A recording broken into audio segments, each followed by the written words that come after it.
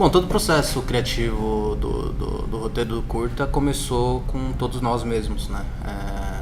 Percebemos que a gente poderia trabalhar em duas vertentes dentro do tema vaidade. A gente poderia ter ido por vaidade baseado simplesmente no consumismo, simplesmente na pessoa que consome, que maltrata os outros, que tem inveja dos outros.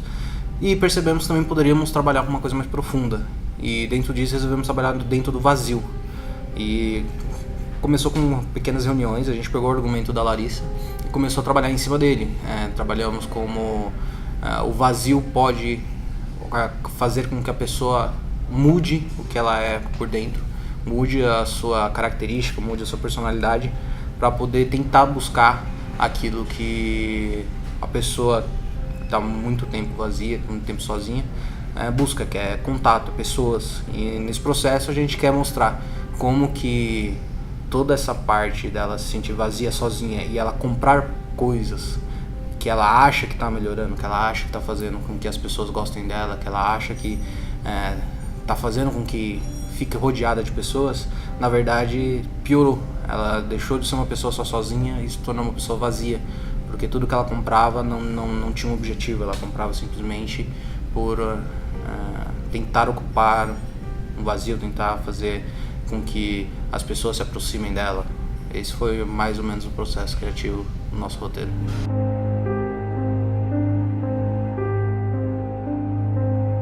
O curta-metragem foi um processo de criação muito incrível.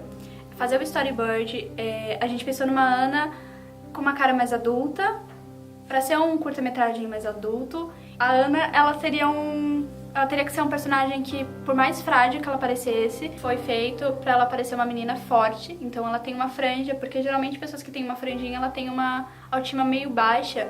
Então ela teria uma franja pra ela se esconder, como se fosse uma máscara dela mesmo. Ela teria um cabelo curto pra ficar uma coisa prática e pra ficar também uma imagem mais limpa. Ela não poderia ter um cabelo muito longo. Então eu pensei em dar uma personalidade nos traços, no rosto, a aparência de uma pessoa frágil, mas que se esconde, sabe? Que precisa ficar forte, ou se mostrar forte o tempo todo.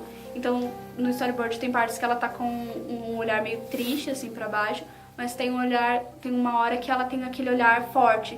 Fala, não, eu vou encarar isso.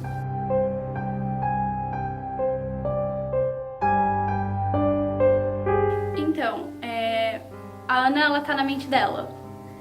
Fazer o público entrar na mente da Ana foi um processo difícil. A gente pensou em várias maneiras, como se ela tivesse um galpão, mas a gente percebeu que o vazio é muito cheio, vamos dizer assim. Então uma pessoa que ela é completamente vazia, geralmente ela tá cheia de alguma coisa. A Ana, ela supre essas necessidades com compras, com coisas sem utilidade, coisas fúteis. E para colocar o público dentro da mente dela, a gente optou por algo escuro, algo, vamos dizer assim, perturbador.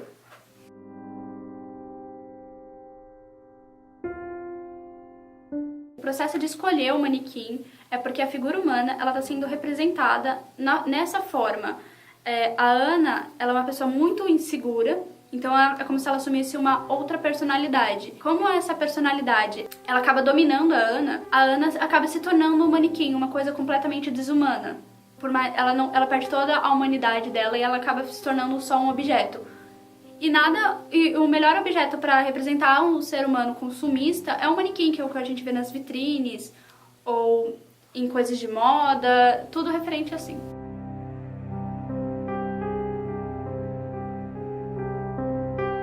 Bem, da proposta de elenco, a gente só teve uma atriz, que foi a Cristina.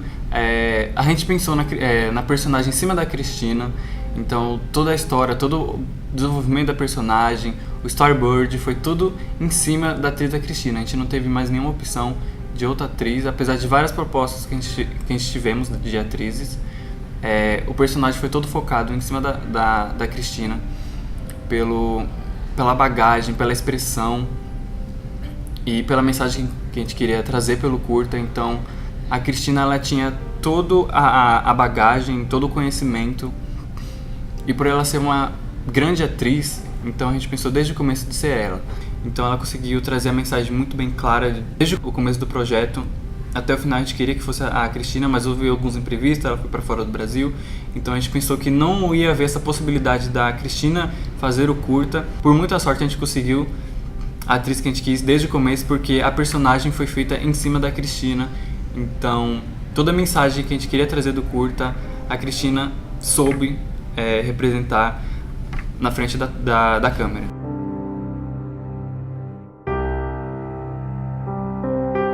Bom, o roxo ele foi usado como teoria da cor. O roxo ele simboliza a vaidade, que é o nosso pecado. Ele é utilizado como um símbolo de santidade. O roxo nos tons escuros ele é ligado à ideia de saudade, de melancolia, de drama.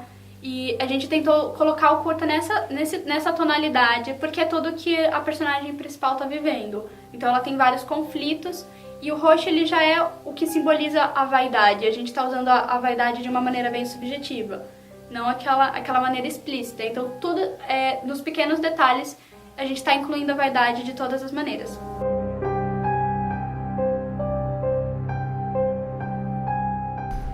Eu acho que o maior desafio para mim do curta foi... Acho que teve vários desafios, mas o maior deles para mim foi a parte técnica, né? A questão de utilizar o chroma key, que na verdade era o desafio inicial, né? A gente tinha... Quando foi conversado com o professor Fernando e com o professor Xerxes, foi dito que a gente teria que fazer aqui dentro da faculdade e tal. E a gente escreveu o roteiro pensando em como utilizar o chroma, né? Então esse foi para mim foi o maior desafio, foi a parte do chroma key, por conta do tempo da edição, de como a gente trabalharia com esses arquivos.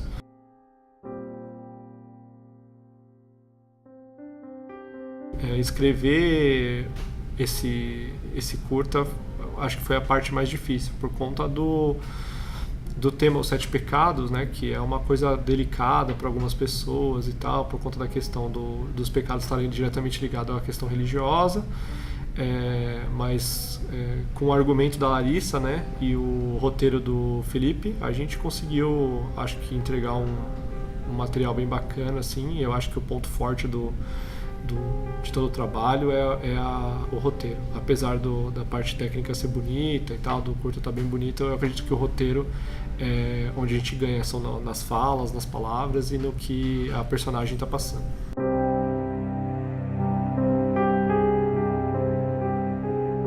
A decisão de gravar o curto em 4K, apesar dos professores terem falado que ia ser complicado por conta da edição, por conta do tratamento, de outros grupos do semestre para frente estarem tendo dificuldade de trabalhar com os arquivos, foi pela questão do reenquadramento. Eu acho que isso é uma coisa que faz muita diferença, você ter essa opção, né? Então você captou, você sabia o que você estava querendo gravar, mas chega na hora da edição, tem alguma coisa que você quer passar diferente, e capturando em 4K você tem a possibilidade de reenquadrar, ainda mais utilizando a Blackmagic, né? Que foi uma segunda questão, foi por conta disso, porque a Blackmagic ela entrega uma qualidade de imagem, de definição mesmo, que as outras câmeras simplesmente não conseguem, assim.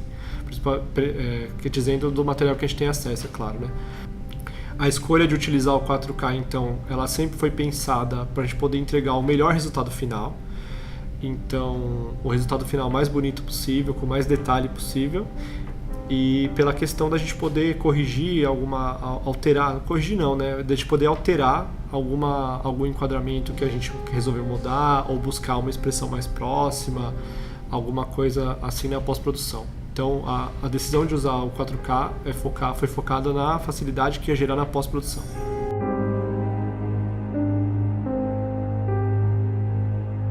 Quando a gente pensou em equipamento, a gente resolveu utilizar o equipamento disponível aqui na faculdade, né? Aproveitando que a FAM tem na sua estrutura uma câmera Blackmagic, o estúdio de chroma key, o microfone de captação de alta qualidade, a gente pensou por que não utilizar o melhor equipamento que a gente tem acesso, que é esse disponível aqui na faculdade, apesar da limitação que ia ser e da dificuldade que a gente teria na pós-produção de filmar dentro do estúdio com chroma key, né?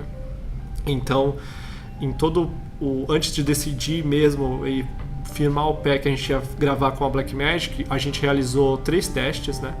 Foram feitos 2 testes de chroma key em dias diferentes, que a gente testou enquadramento. Basicamente a gente gravou o curta uma vez já com a Blackmagic, utilizando os membros do grupo mesmo, né, sem ter nenhum ator. A gente já tinha gravado o curta, a gente fez um teste primeiro em 4K RAW e a gente percebeu que ia ser impossível editar os arquivos, não por conta do peso, mas porque a Blackmagic perde muito frame. Então, do meio do vídeo a gente perdia frame filmando em RAW. A gente não sabe direito se o problema era o SSD ou se a câmera esquentando demais, algum problema estava tendo.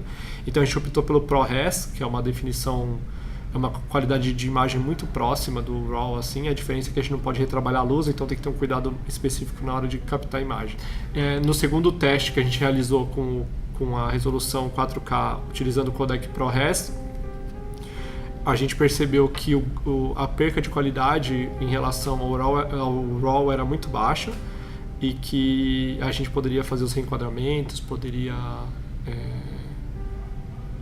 teria a facilidade de retirar o fundo verde, porque quanto mais pixels melhor, né? E o que moveu a gente a utilizar esse equipamento então foi a questão da pós-produção.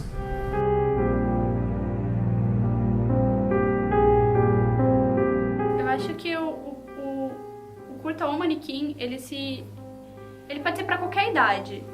Eu não vejo ele para um público específico. Eu acho que qualquer pessoa pode se identificar com alguma característica ou com algum pensamento que passa pela Ana. A Ana é um personagem que todo mundo tem um pouco, todo mundo se esconde de alguma coisa, todo mundo tem um medo e tem, sabe, seus monstros para encarar. Tem pessoas que têm isso mais abertamente e tem pessoas que vivem esse conflito interno diariamente e ninguém vê, sabe? Acho que é isso.